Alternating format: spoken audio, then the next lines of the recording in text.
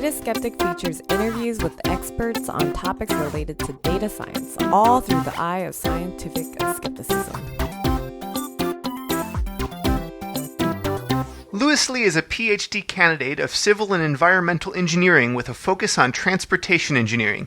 His data visualization work has helped people understand complex topics like why public transportation buses seem to arrive in clumps, and his published research spans topics such as land use planning and congestion pricing. It's the topic of congestion pricing that I specifically invited him on to discuss. Louis, welcome to Data Skeptic. Thanks for having me, Kyle. Maybe to start with, could you give us a definition of what exactly is congestion? It's kind of a cluster concept, I think. It's kind of more like you know it when you see it. But I guess in the most general way, it's conditions where a road is much below its free flow speed, where the cars are actually impeding each other's speed. Within congestion, there's kind of two types of congestion or regimes.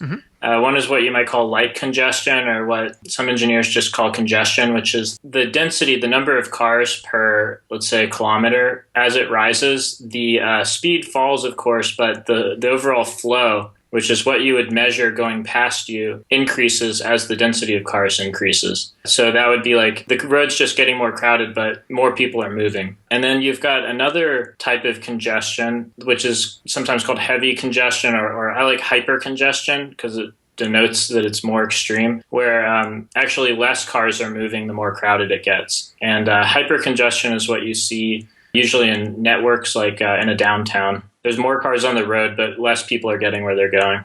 Is there a well-understood science for why that's the case? I feel like everyone's been in a traffic jam, and maybe we all have our pet theories about why it's caused. Is this a well-agreed upon, are causes of slowdowns well-agreed upon, or is this an area of active research? There's a lot of debate. There's kind of like classical traffic flow theory, which doesn't get too far into the details of like how congestion occurs. It focuses more on like how it initially begins or how we go into the congested regime. It more looks at like the fact of the statistical relationships that you would observe with the detectors that we have. In addition to that, you have more exotic physics theory. I say physics theories, they're all traffic theories, and they all involve physics, but these ones tend to have come from the physicists a lot, and they'll have to do with like kind of analogies between cars and particle systems or things that you observe in nature. That's kind of the answer. Is you've kind of got your classical traffic flow theory and your more particular, more fine-grained and less established garden of physics theories. You had mentioned detectors. What are some of the ways that we can take measurements of congestion? In the old times, they had these kind of tubes that would go in the ground. When you drove over them, they would blow air onto a system that was like over on the side of the road. And that's kind of how it would measure a car going over it. Pretty much the same concept. You have inductive loops where they can detect when a piece of metal goes over them. And then they are also attached to roadside devices that will, be linked into some kind of network. They are reliable, but they break a lot. Those are all over California. The California Freeway Network is the most instrumented network in America. More recently, you've got like these kind of magnet type things that are smaller and they can just be buried in the pavement and they're more reliable and they have wireless transmission. They don't have to connect to the side of the road. And then you've also got cameras. Maybe moving forward, you've got cameras that can use computer vision to actually count cars. And something like that, I believe, is more going to be in the future. Then you've got cell phone data. And then you've got probe vehicle data, which comes from people that have agreed to have their vehicles tracked, especially trucks or delivery vehicles that are in relationships with these companies who give them data and take data from them, like subscription services. Then finally, you've got, this is a pretty active area of research, how to just infer conditions from cell phones, which is very tricky because like a lot of it has to do with just the stuff that the cell phone gives off anyway, and like triangulation and things like that. And I'm not an expert at that, but my impression is that has been disappointing in the past as far as its accuracy. Then you've also got people that agree to have their cell phones used kind of to turn their vehicles into probe data by transmitting GPS coordinates. Have you worked specifically with any or all of those different data sets? And can you talk about some of the challenges around maybe data cleaning or how noisy they are? I've worked with the data that comes from the system called PEMS, which is a system that comes from Caltrans, which is like in California, it's our Department of Transportation. And it is very extensive, but I would say there's a few problems with it. It's very extensive and it's definitely better than nothing, and you can get a lot of good data out of it. But the detectors often fail. And so like sometimes in the middle of the week or something that you're interested in looking at, the detector just goes out. Or maybe it goes out partially, like you've got some lanes but not other lanes. You've also got the fact of where the detectors are placed. They're placed like, let's say, a few kilometers apart. What you want to see is like a queue build. You want to see like how long is that queue. By queue, I just mean a line of cars that are all in the same traffic state. Like they're all, you're in bumper to bumper traffic. Mm-hmm. And you want to see like how that queue spills back and how far it goes and such. Well, if you're only taking measurements like every kilometer or something, then you can't really see it except like when it passes a certain level. That's a big drawback. So if I control the city, I think one of my objectives would be to reduce congestion. Most infrastructure, I think, is pretty fixed or long-term planning in terms of building new highways. So maybe we'd want to do that smarter, but it's tough. Are there other ways I could potentially gate my traffic that could have a net positive effect for my city? You're going to be looking at kind of like 2 or 3 types of roads, and they have really different problems. So you've got your freeway congestion. Unfortunately, there's not tons that you can do as far as control on there, except you can put ramp meters on it. Most people in big cities in America, I think, are familiar with ramp meters where there's a light at the meter and it tells people when they can go. So you can do that to control your freeway congestion, because freeways don't have traffic lights, so that's not really a problem. Then you've got your arterials, like your big roads that do have traffic lights. And you've got your regular city streets. Especially on the city streets, it's a real big area of research as far as algorithms to come up with better signals, or just rules of thumb to come up with better timings. Like how much green time, you got different variables that you've got. If you've got 2 roads coming together, you got different variables like how much green time are you giving to each direction? How long is the cycle? What I've worked on is the offsets between cycles. Like if you've got a series of traffic signals in a row, have you ever been on a road and then like it turns green and then you just get a whole bunch of greens in a row? Well, those are forward offsets. They're designed to let you go fast, not ever have to stop. To answer your question, if you control the city, probably the most fine-grained control that you have is how you control those traffic signals on the city streets, where you can make a really big difference. So I've been a fan of some of your work. I don't know if I should call it data visualization or simulations or... We call them visual explanations a lot because oftentimes they don't really have data in them. They're simulations. Yeah, I think that's a good term. There was one in particular I was playing with, the one that kind of allows you to control some of that ramp metering, and I came in very skeptical, being a Californian, thinking like I'm not convinced that these meters actually benefit me or benefit the roadway, but the simulation seems to be pretty strong in suggesting that is an efficient tool. Did you know that going in, or was that a result that emerged out of just building that simulation? Well, I knew that going in because that simulation was a rebuild. It was like kind of an update of one that was made a long time ago in Java. There was an old, not very modern looking version of it in Java, and I wanted to make it for browsers. So I knew it was going to work. One thing about the ramp meters in the gridlock that you see is really the type of traffic that you see on city streets. The overall effect is not exactly similar to what ramp meters on freeways do, but it is similar. So what it really demonstrates is like mainly that if you could somehow control different signals on city streets, then you could prevent gridlock and raise the exit rate and the flow and such. So I guess in that way, even though it does look like a big freeway and ramp meters are most often on freeways, but a big area of research now is actually applying the same principles of ramp metering to city streets. For example, like if there was tons of congestion in Soma, south of Market area in San Francisco, and you knew it, if you had detectors on all the streets, which they don't, and you knew it in real time, then you could go, I'm going to cut off, or I'm going to make it harder to get into Soma. I'm going to give less green time to the signals that go into Soma in the direction of going into Soma, and I'm going to allocate more green time to people going around or people leaving. The same principle could be applied to city streets to prevent gridlock. Usually you don't have the exact same gridlock phenomenon on freeways, and that's one of the frustrating things about freeways is that they are more susceptible to the type of bottleneck congestion that you saw than city streets. But, there's still a lot that you can do with the ramp meters on freeways. Maybe this would be a good time. I'll have it in the show notes, but we could drop in, where's the best place for people to check out some of your simulations if they want to go and experience them for themselves? I have a lot of links on my website, lewislee.com. And then also they've got the older website, satosa.io, although needs to be updated. Setoso spelled Setosa.io. That has visualizations from me and from my partner, Victor Powell. Yeah, I think the traffic waves one is also there, which I found really interesting, and I found myself kind of spending a lot of time with. Could you describe what that one is? I said that there's in some ways like two types of thinking about traffic, and this one is very much like kind of a physics theory. Mm-hmm. It's based on something called the intelligent driver model, and this would explain kind of like the formation of congestion and very small particulars of it. What this one does is that you've got very dense traffic, like unsustainably dense traffic, and then in that kind of regime, like this is an unstable equilibrium, like unstable state. If one driver taps on the brakes because of the way that we decelerate faster than we accelerate and that we have reaction times and such, it creates a situation where each driver behind the first one has to slow down more and more until like even this very small initial disturbance can create a traffic jam. Yeah, it's. I hope I don't make it seem any less intellectually or academically valuable when I say it feels a little bit like a game, because I think it's really worthwhile simulation, but it's also kind of fun to play, if you will, because you can control the traffic. And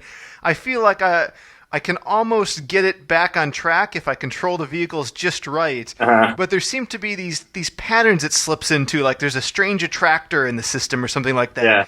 Are there studies of like emergent properties that work like that, given that it's physics simulations? To be honest, that part of traffic flow theory like isn't, other than I made this visualization, but that's not really like my wheelhouse. Mm-hmm. So these are like based on car following rules, they're called, like models of driver behavior. And this one's called the intelligent driver model. It's one I think that is pretty popular. It came from Germany. But yeah, I mean, there's a huge literature on all that and how the waves propagate and things like that. So getting back to ways in which we might alleviate or just control congestion, another, I don't know if it's popular, but certainly worth consideration, another way we could do it is with congestion pricing. Could you walk me through what that is and maybe some of the common implementations? Yeah, so congestion pricing is also kind of like an umbrella term to describe a big family of solutions that all try to make people pay, and by that somehow control demand for road space in such a way as to alleviate congestion and speed up traffic. So you've got a bunch of different types of it. So in California, we have like the SR91 express lanes down in Orange County. They were kind of the first implementation in the United States. I think it's a kind of a privately financed toll road down in Orange County. And that one, it's like you've got lanes next to the freeway that you can pay to go into, or if you have a high occupancy vehicle, like if you have, I think, 3 or 4 or more people in the car, you can go in there for free. That one it modifies the prices over time in order to keep traffic at some target speed. So it kind of like modifies it. And I don't know about that one, but it's been replicated across the US, the express lane or value lane or hot lanes concept. And some of them change their prices in real time. Others have like schedules, I believe. But that's a very popular approach because they build them next to regular highway lanes, or they convert existing HOV lanes that are perceived as being underused. You don't have to take road space away from people that are already used to having it for free. So that is, and will probably continue to be forever, the most popular implementation of congestion pricing in the United States. Is this idea of pricing some lanes next to it. Then you've also got just pricing the whole thing, or taking a tolled facility, an existing tolled facility such as the Bay Bridge, and then staggering the prices. Like the Bay Bridge, I think, has probably always been tolled or been tolled for a long time, but then they started varying the prices. It's a little bit more expensive to drive at rush hour on the Bay Bridge than at other times, although whether the difference is big enough to achieve much result, I'm kind of skeptical. That prices the whole facility. There's no options. They don't really vary the prices in real time because people don't have a free option. I think they'd be pretty mad if their only option had its price varying. That's why these express lanes are able to get. A lot of this has to do with politics, backlash, avoiding backlash. You've also got, finally, downtown congestion pricing, which I call zone pricing. Other people call it area pricing. It's where you take a segment of the downtown and you charge people in some manner to go into it, to use the streets of the downtown. Not particular links of the downtown, not like, oh, I'm going to turn left on Market Street, and so I'm going to pay this price, and then I'm going to turn right on Montgomery. It's like you pay in some way to use the downtown. And that could just be you just pay to enter the downtown, or it could be that you pay for the amount of time you spend in the zone, or it could be distance traveled in the downtown. So far, all of the systems that exist charge you just to somehow drive in the downtown, typically to cross a cordon going inbound or outbound. But in London, actually, they have cameras all over the zone itself. So even if you just started your trip inside and you drove across the zone, these are probably details. But anyway, those are three types of pricing. Is you got the express lanes, you got the whole facility pricing, and then you've got the downtown congestion pricing. And then also there's dynamics. You can either vary prices in real time, you cannot vary them at all, like in London or Milan, or you can vary them according to a set schedule like they do in Singapore. So when we get into variable pricing, I presume that's done hoping that the market will have an effect, that, if the price is high at a particularly bad time, maybe to save money, I'll schedule around it in some way. Yeah. But then at the same time, I think about my own driving, and I go to work, I have to get there at a specific time. Maybe I go to meetups. Those also start at a specific time. Everything's sort of deadline driven for me. So I feel like my personal behavior won't change. And that could be an argument for it being ineffectual. But what does the actual data tell us about these schemes? The majority of people, for a good deal of their travel, will not change their behavior at any politically feasible level of the price. However, people are very diverse. And actually, the same person is very diverse during the course of their own life. Once you have kids, your willingness to pay for time goes up a lot. Let's say you're like a single mother, then your willingness to pay for time, you would accept a very high toll for the ability to save time. So faced with the option between driving in the free lanes and sitting there for a long time and then choosing an express lane, at different times of your life, you will make a different decision. Daniel Kahneman has this idea called the representativeness heuristic, where they think of a body of something by its most representative member or something like that. And I think that's typically what people do. And that actually does well describe the typical driver who is very unable to change their behavior. However, there do exist drivers who can change their behavior and will change their behavior for reasonable levels of prices. It's kind of interesting, actually, like in Sweden, in Stockholm, for example, the toll is just not very high relative to the other costs of driving there. It maxes out at about $6. And yet still, it knocked off 15 or 20% of all the inflow through that area. Some of it had to do with people switching to transit because they have good transit there. But a lot of it just had to do with people that were I don't really feel like paying. There's 15 or 20% of flow, that's not a representative. Those aren't going to be the people that are stereotypically driving into downtown Stockholm on a given day. But if those people stop driving, there's a significant improvement in conditions. So even, a small percentage kind of on the fringe, or people in situations you wouldn't normally think about, if they stop driving, there's still a huge improvement. Much as I don't think my behavior would change too much economically these days, there was a time, I don't know, maybe 10 years ago, I was still in grad school when, in a coincidence, gas got extremely expensive. I remember telling, one friend, I was on the south side of Chicago, he was in the North Burbs. I said, I don't know if we can be friends anymore. This is just costing too much. So with that in mind, why couldn't we use, I like simple solutions. Why not just tax fuel? You're coming into zone pricing, we have to set up sensors and establish a pricing scheme. What advantages do we gain over something simpler like just a fuel tax increase?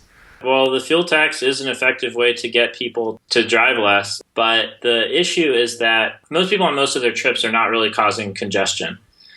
So if you raise the fuel tax, consider so many miles traveled are on freeways, they're between cities, they're in the suburbs, they're just, even in the downtown, you just drive around San Francisco at 9 o'clock, you're not causing anybody any problems. To get to the level of fuel tax where it would make a dent in congestion, which is a problem with peak travel primarily, you'd basically be, I wouldn't say punishing all these people, but you would be getting people to cancel trips that really have no great social cost. They really don't hurt anybody. It would be kind of pointless. And in order to discourage the peak hour travel by the amount that you want, it would have to be a pretty significant increase in the fuel tax. The trips that people quit when you raise a fuel tax will be their discretionary trips first. Yeah. It might be a retired person. Let's say there's a grocery store near their house that doesn't have as good a selection. Typically they drive across town or something, but now it's it's not worth it. So they go to the one near their house. Maybe that trip didn't even go through the downtown. So what was the point of discouraging the trip? The fuel tax is it's a really good way to reduce pollution and to reduce fuel consumption, which is another big issue. But it's definitely not politically feasible, and I don't think it would be good to raise it to the level that it would alleviate urban congestion very much. If you go to France, you go to Paris, they got congestion. They have really bad air pollution and stuff, but their fuel tax is very, very high. So I recently enjoyed your paper, Distance-Dependent Congestion Pricing for Downtown Zones, and I'll be sure to link to that in the show notes as well. One of the things I thought was really informative about it is it's a good survey of cities that have rolled out some of these zone-based pricing. Yeah. It was interesting to me to hear some of the results of how those worked, but I also wonder about how well they generalize. I'd mentioned I'm originally a Chicagoan, and in my opinion, it's a marvelously engineered city in that it's a nice grid, partially thanks to that fire. I hope that's not too politically incorrect to be grateful for that. But now I live in LA, which is heavily dominated by geography. We have these things called mountains here that I didn't know about before, that there may be one and only one road to get from A to B. What can we learn from the existing zone-based pricing systems that will generalize if it's true that maybe every city has its own nuances? It can be pretty good to implement your system using a technology that is flexible. The cities are so different that you learn something as you go. So that's one way that Singapore has really excelled. When they set up their system originally, it was actually it was very flexible because it was just people standing around checking to see if you had a piece of paper that you would stick in the front of your car. So they were able to modify prices and modify the boundaries of the zone a whole lot as they got data and everything. And then after like 20 years, they upgraded to an electronic system, but it was an electronic system that used these gantries, and they were able to move the gantries and to put gantries, I mean these like pieces of these metal archways. So they were able to like put the gantries in this place or that place and to move the zones around as needs arose. So it was a very flexible system. In London, by contrast, like I said earlier, they have a camera-based system that specifically has cameras all throughout the zone. They originally started out with one charging zone, and then they decided to expand it all at once to, they added this thing, they doubled it in size called the Western Extension. And it ended up being very unpopular and not really achieving many results. And because they have cameras everywhere, it was very expensive. And so then they abolished it after a few years. If you look at an evaluation of the London congestion charge, financially, it's been a disappointment, but a lot of it has to do with the fact that they had a design that made it so that to expand it involved a lot of fixed costs, sunk costs. It wasn't exactly a flexible choice there. And other things, like one of the reasons Singapore is so flexible is that their road network, it's not like Chicago or something whereby there's just tons of streets that intersect and there's a million ways to get into the downtown. The city's so new that the road network relies a lot on like kind of more arterials and such like stuff like that. So it doesn't take that many gantries to toll like one of the world's great cities. Stockholm is on an island. It's being discussed in New York City, in Lower Manhattan. Also, very few access points. San Francisco, great place to do congestion pricing because so much of the traffic comes in, over the bridges. So there you've got some natural bottlenecks that you can toll off. That's a very important consideration, is the number of access points to the downtown. The Stockholm model was essentially copied over to Gothenburg, and they tried their best, but the Gothenburg system requires a lot more tolling gantries than the Stockholm one because their downtown isn't on an island or anything. It's just a regular downtown like you would see in a normal city. You go from neighborhoods into downtown. So they had to put gantries in residential neighborhoods to keep people from cutting off the freeways and going through going through the residential neighborhoods. And that made a lot of people mad. One of the things that caught me by surprise I found really interesting in that paper, and I'll quote, you say, exemptions, which I guess things like the carpool lane or, if multiple passengers can ride for free, things like that. Exemptions undermine the efficiency of a scheme if the marginal benefit of travel are lower for exempt users than for others. Why is that? The systems that have taken place, like, in my opinion, have way too many exemptions to the point that only a small fraction of the traffic winds up being actually tolled. So like in London, the taxis are not tolled, but that's a lot of if you walk around London and you look at the cars, that's a lot of the traffic. And in Milan, delivery vehicles and in the early days of the Singapore system, taxis were also exempt. I think that Mayor Bloomberg's proposal for New York City exempted taxis as well, the one that failed in 2008. There's no particular economic rationale for treating a taxi trip differently than a regular trip or a delivery trip or something like that. And in fact, delivery trips, they cause a lot of congestion, or they can, depending what type. Has there been any work studying how the things like the taxi exemption in London affected taxi usage before and after the zone pricing? Oh, I don't know about rides, but for flows, they went up. So the number of taxis going in there every day went up a lot. There's two effects there. One is that they're not told, so maybe some people take a cab where before they didn't. But a lot of it has to do with the fact that it's easy to drive around in London all of a sudden because so many of the cars left, the private cars left, so the traffic's moving more quickly and it attracts taxis. Is that considered a win in general in terms of improvements for the city? I mean, I don't think that taxi or ride-sharing service is particularly like a social good, or a social bad. It's just another way of being moved around. It causes traffic just like regular cars do. What the London system did do that was nice was that it allowed them to reallocate street space to buses and to like special lanes and such like that, and to bike lanes and things like that without lowering their speeds. If you look at London now, the traffic is actually not that much faster than it was when they started the scheme, because over time, over the 2000s, traffic got worse. It started out a huge improvement and it slowly got worse. But that kind of masks the fact that they took street space away from cars. So basically they have the similar speeds as they did. It's still an improvement, but it's not a massive improvement. But what they did get is similar speeds, lots faster buses, a lot more people using the buses, better facilities for bikes, much safer streets. There's this new paper that came out about the number of traffic accidents and traffic casualties saved, and it's pretty significant in London. Well, that raises an interesting question. We could optimize for safety. You've mentioned earlier maybe we could control for pollution or for travel time. I actually made a list before this. I came up with about 15 different ideas of what we might try and optimize for.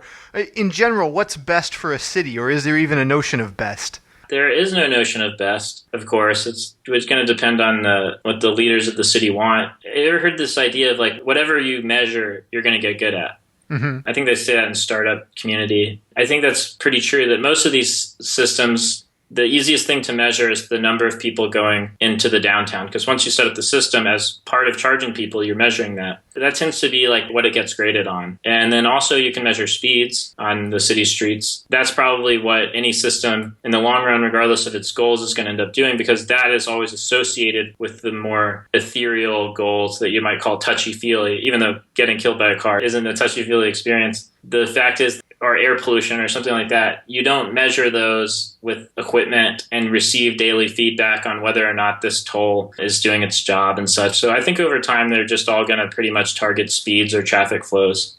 I imagine making changes is difficult. You've mentioned a couple of times there are political reasons. There could be other reasons of just confusion and the cost of rolling out changes. Mm-hmm. With that in mind, can we really do data-driven pricing and zone pricing and things like that? Or do we have to buy into a model and trust it and roll it out and maybe make annual changes or something like that?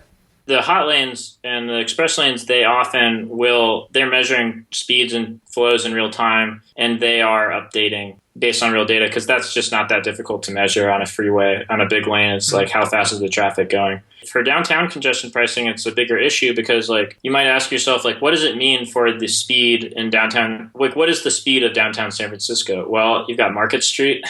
You got other streets, like, what counts? There's not as apparent of like a single metric that you would modify. And for the downtown pricing, one of the things is that you can't have free lanes. It's not like when you drive into downtown, into lower Manhattan, you can have like this half of the lanes are free and this half are tolled. That's not feasible. So you're probably not going to be able to modify in real time because people have already started their trips. There's no real point. The whole idea of like modifying in real time on the express lanes is that there's a free option. And so you're trying to get people, if it's crowded in the paid lanes, you raise the price and people go into the freed lanes. With the downtown pricing, the promise of real-time pricing, I think, is not as great.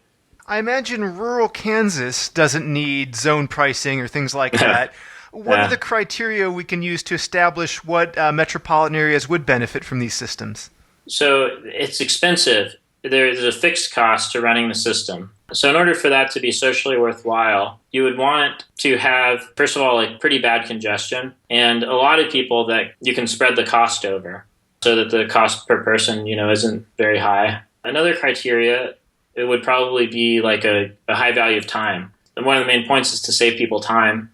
If you were a very poor city, perhaps saving your citizens time isn't something that you would want to use discretionary money for. Maybe you'd rather take that money and invest in your citizens' health or something. Mm-hmm. Or maybe like the tolls that worked would not really even be enough to cover the cost of the system. I'm not sure if that's feasible, but that's a possibility. And then also geography is a big one. The reason the London one is so complicated is that it's just kind of in the middle of London, which is a very old street with a lot of circuitous routes and stuff. Whereas it's very easy to put it, like I said earlier, it's very easy to put it in San Francisco, Manhattan, or Stockholm, or something like Singapore. So just to summarize, I think that geography, your value of time or what your priorities are, also just the scale of the problem. In a lot of cities in America, a lot of the traffic is on freeways and among suburbs and stuff. So it might not really be a social priority for you to relieve specifically downtown congestion.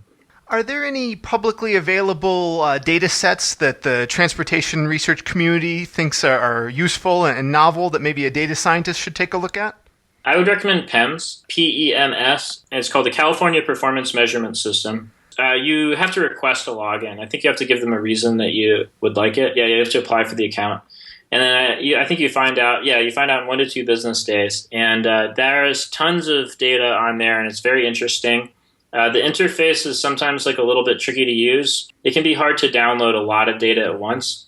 But if you're willing to use some elbow grease, you can get a lot of really, really interesting data. And I've seen that some machine learning classes use PEMS data as their sample set. Another popular one, I think, for machine learning classes is this DC bike share data. I did a machine learning class, and we used the data from the DC bike share. It was very interesting. Just to wind up, maybe we could get particularly speculative here. How do you think self-driving cars are going to affect our transportation systems?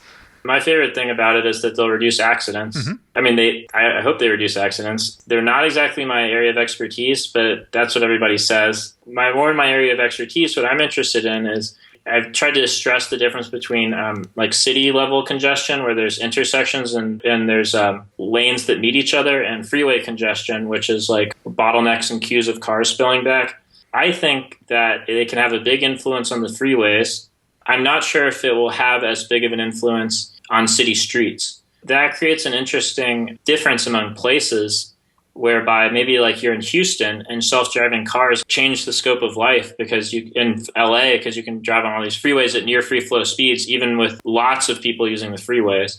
Whereas maybe like in a city like London, where the freeways are not a very big deal, maybe they won't have that big of a difference. Because ultimately, you've got several people coming into an intersection at the same time. It's like one goes, and then another goes, and then another goes. It's like, what does the self-driving car really have to add? Mm-hmm. I'm skeptical about whether or not they'll be as game-changing for city congestion as for freeway congestion. Yeah, that makes sense. So buy LA real estate. Buy Houston. Buy Houston real estate. Right next to an exit. Good advice. From a data perspective, like one of the things that I think will happen in like our lifetime that's pretty important is that like if you look at traffic engineering right now, it's a branch of engineering, but you can't apply all the same techniques that you would apply in a factory or managing all of your servers at Amazon and such like that, because you're largely ignorant of what's happening all the time. Like they'll open a new road or something based on long-term demand things, or like sometimes occasional measurements or something like that, but you don't know what's happening everywhere all the time. The traffic signaling patterns, the cycle lengths and the offsets and such will be based on historic data, because we don't have detectors on every single city street. But maybe in the future, we'll have some kind of cheap detectors that can go on every street, and maybe they'll be able to detect pedestrians and bicyclists and make priority for them. So the traffic signals will be able to have pretty advanced, maybe even AI running them, to really move a lot more people intelligently, and traffic engineering will be more like the kind of control science that you would see like in factory processes or in quantitative finance. Where you can apply very complex mathematics or artificial intelligence to improve things. But the first step is you have to actually know what's going on. I'm excited about the next 20 years, and that's mainly why, is that we actually finally get to become like classic engineers. Yeah, it's really inspiring what the opportunities are going to be over the next decade or two. Yeah. There's a lot of opportunity for machine learning and AI to come into this space. And then also control theory. True. I don't know if so that's all pretty exciting. Well, Louis, thank you so much for coming on the show. This has been really interesting for me, and I think for the listeners will really enjoy it as well. Oh, thanks for having me, Kyle. I'm going to encourage everyone to go over to satosa.io and check out some of your work there, as well as look in the show notes for links to the rest of the stuff we discussed. For more on this episode, visit dataskeptic.com. If you enjoyed the show, please give us a review on iTunes or Stitcher.